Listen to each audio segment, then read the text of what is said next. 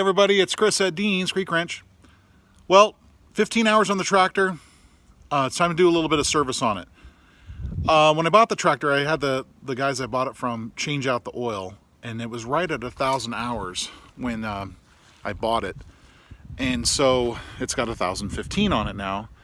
And so what I'm going to do today is change the hydraulic filter on it, because to be honest, I don't know when the last time it was done. For me, I'd rather restart my clock.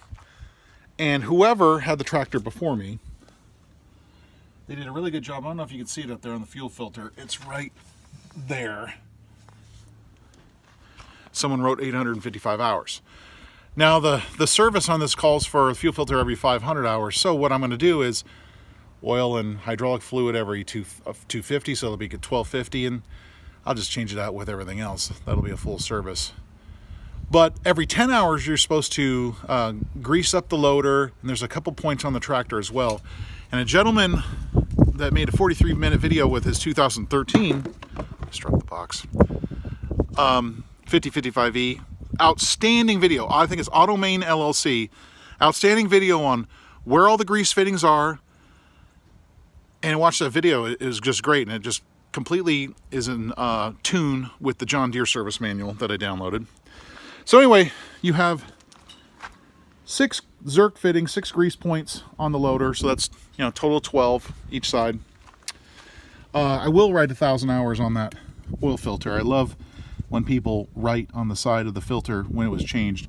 There's 2 Zerk fittings on this axle right here, and that axle kind of manipulates sideways, so that's a grease fitting there. You step around to the back, and you've got a grease fitting on each axle, and then everything on your 3-point hitch. And so what I did with all the extra grease off the Zerk fittings is just kind of grab it with the finger, and then all these ball joints on the 3-point hitch, lube those up. I walked out the top link all the way out and then greased up the threads on that, so everything, you know, operates like it was, you know, greased. Got my brand new grease gun. That filter, that's a man-sized filter right there. That's the hydraulic filter. So I got to have a 5-gallon bucket. And we're going to change that out. And I bought a gallon of hydraulic fluid because I'm going to lose at least 2 quarts in that filter change. Now, the beauty about the YouTube community is all the ideas that people throw out in the comments. I mean, that filter is huge. It's 5 inches big. I don't have a 5-inch filter wrench. And coincidentally, neither did Harbor Freight. But in the YouTube comments, the guy was like, try a belt. Luckily, I've always been someone who's had plenty of belt size. So I'm going to strap that on there. Hopefully the guy that the last time this was changed, and I don't think it was 250 hours ago, he wasn't trying to win a contest about how tight he could put it on. So we'll see how that goes. But at least I can get it off, and then when I put it on, it'll be hand tight plus about a half turn past. Because I can't stand it when people like crank on filters. I mean, on my truck, I've had to do the same thing. It's like, what are you doing? Anyway, so I'm going to get into the service of that. The grease points have already been done. The oil has already been done, and I don't need to do the fuel filter to 250 hours. So wish me luck. All right, slip the belt on. I'm going to have to put this down and two-hand it. Stand by. Wish I had a better setup. Hold on. Look at the bottom of the tractor. Oh my God, totally worked. That's great. Holy cow. Yeah, the old belt trick. I'm not going to one-hand it. Look at that. Thank you, kind YouTube sir. I'll be right back. Oh, I love when a plan comes together. So, I didn't even get my fingers full of oil. The filter's in the bottom of the bucket. And the ring came off as well, and that's like in good shape. So, just going to clean up around here. Put the new gasket on. Looks like a little rubber grommet, actually. And then spin that thing back on. And like I said, I'll just go like a half turn pass with the belt. Man, oh man, I will never forget that. It's so simple.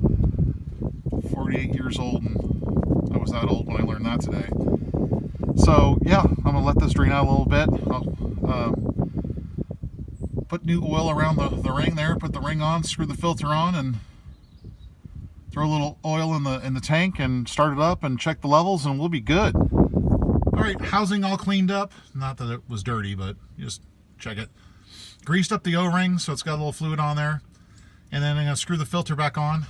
Like I said, I'll just go 2 hand tight, which is already 1 hand tight right there. And then I'll get 2 hand tight and then go an extra half turn, 3/4 turn with the belt. And then I'm done with service except for the grease fittings for every 10 to 15 hours for the next 250 hours. Pretty sweet. Okay, that's all done. Easiest filter change in my life. Gonna start this thing up. I'm in neutral, and then check for leaks.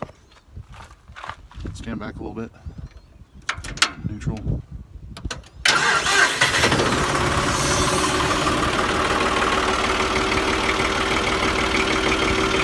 You can actually hear the lines pressurize.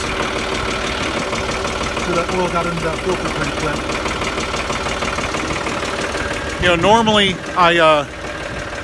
when I do like an oil filter, I fill it up with oil and then screw it on, but this thing was so big and the tank is so large that it has such an amount of volume that I don't believe I needed it to do that at all. That's when it makes a mess. Saving the box, so I got the part number. There's my new hydraulic oil filter on. We'll let it run for a minute. We'll check the level in the tank and then go out there and get the tractor in. Here's my gallon of new fluid. Like, subscribe, hit the notification bell. Tell me what you think about what I just did today. If I did anything right or did anything wrong, let me know. Either way. So, this is Chris at Deans Creek Ranch. See ya! Bonus footage. I forgot to tell you. I fired it up, ran the hydraulics through the paces, ran the loader up and down and around, ran the 3-point hitch up and down and around. And as suspected, I don't know if you can see that on the camera, the level went right to the A of add. So I'm going to throw a cord in and then check it again and then just kind of fine tune it from there. It's because it's better to underfill it and fill it some more versus overfilling it. That's it. We'll see you next time. See ya.